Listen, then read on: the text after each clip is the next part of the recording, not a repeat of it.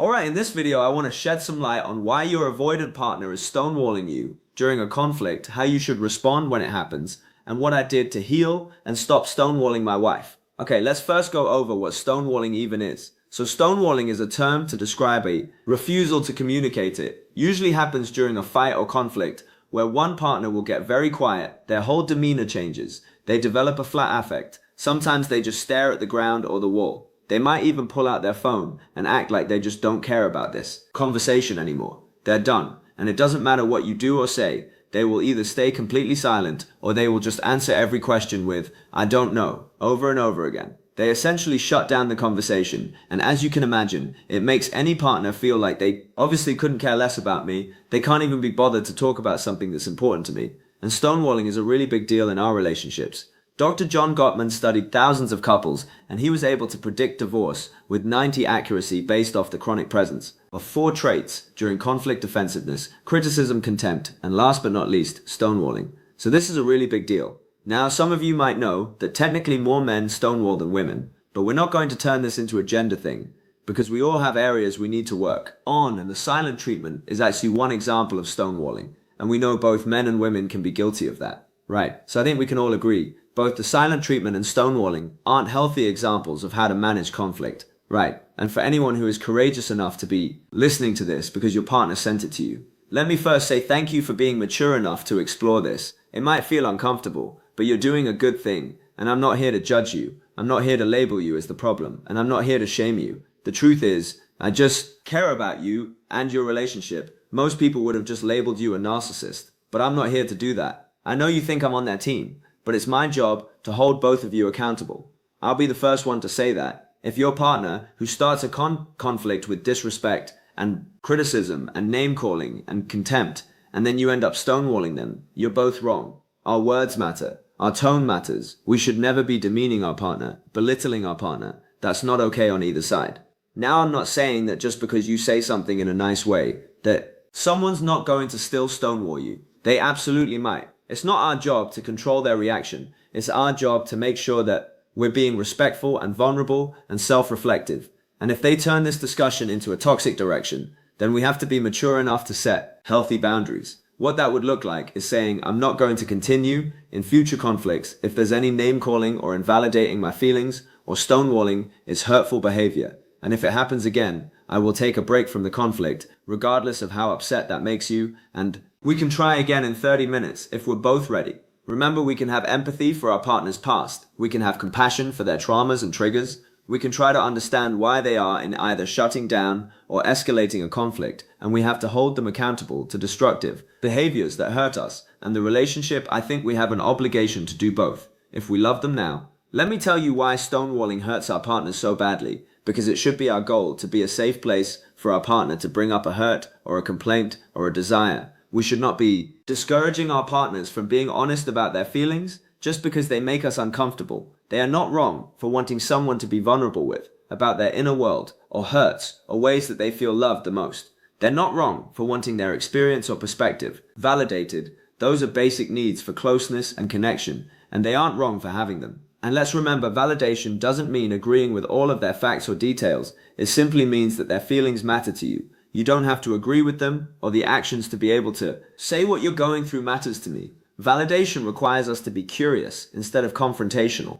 We don't have to agree with their feelings to have a desire to understand what led them to feeling disrespected or hurt or scared. We can seek to understand their pain, even if we don't have all the facts, yet that's called valuing someone's experience. It's called respecting them, honoring them. And if you ever want them to listen to your side of the street as well, the first and best way we do that is by showing them that we value theirs. And when you shut down, it makes them feel completely abandoned and unheard and unloved. That's not your intent, but that's what's happening. They feel like they're being abandoned by someone they love. To them, it feels like you're communicating. You're not worth being heard. You're not valuable enough to try to understand. You're not important enough to have my attention once again. That might not be your intent, but that's what's happening. And if this is making sense to you, I think it's important to their healing process that you admit out loud to them. Say, I can understand that when I shut down, or when I dismiss your feelings, or when I go silent. I can see how that would lead to you feeling very unheard and abandoned and hurt. That makes sense, and that's wrong of me to do that. I'm sorry, I don't want to hurt you like that anymore. And then it's our job to do the hard work required to learn how to not do that anymore.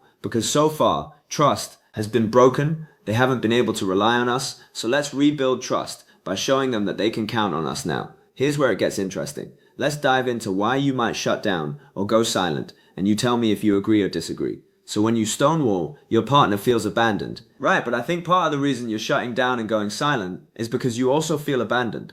Remember what I said earlier, that your partner who sent you this isn't trying to label you as a failure. They aren't trying to make you the bad guy or the sole problem. But isn't it interesting? But that's exactly how you feel, isn't it? Let's just be honest. I know this is no place for honesty, but it's just you and me. If you were honest, you might tell them, I feel like nothing I do is good enough for you. Like you're always waiting to catch me on something and tell me I messed up or didn't meet your expectation. And that's really hard for me. It makes me feel very insecure. It makes me feel like you think I'm a screw up. And sometimes it makes me not even want to try because, well, I'm just going to let you down again. I dare you to tell that to your partner if it's true. That's not being weak. That's being self-reflective and vulnerable and mature. And if someone tells you that, don't screw it up. That's the vulnerability that you've been asking for avoidance, or oftentimes they're very bad at accessing, identifying, or even feeling their feelings. Vulnerability terrifies them, and they just laid their heart out on the chopping block, maybe for the first time. And if you launch into defensiveness, if you dismiss them because of your own legitimate pain that they might have caused,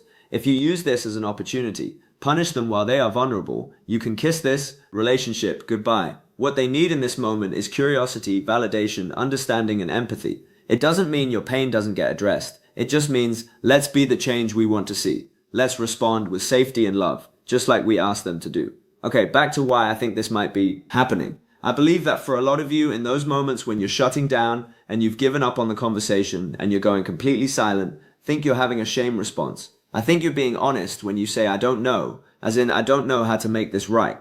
All you know is you feel lost and rejected and criticized and unfairly attacked and overwhelmed, like you're carrying a weight, and they just keep adding to it. And in that moment, you're thinking, I just don't know what they want from me. Right. And if you're honest, and if you were aware of what's happening, inside your body, I think you feel scared. I think you feel abandoned, like this person who is supposed to love you and accept you, that you feel like all they do is tell you that you're failing, and there's a part of you that wonders, maybe I am a failure, and it's only a matter of time before they realize that, and they leave me. And if that was true, then it makes sense that you would think the best thing to do in this moment is just shut down, shut up, and hope this passes, because I'm only going to make it worse by opening up my mouth. Right. Anybody else ever thought that, except for me? I think it's possible that your shame has kept you stuck in survival mode for a long time, emotionally and physically, and I'm not a coach or counselor, but you might be potentially projecting old wounds from the past onto your partner in the present, because I bet a lot of you grew up in families that conditioned you to believe that if you made a mistake, you failed,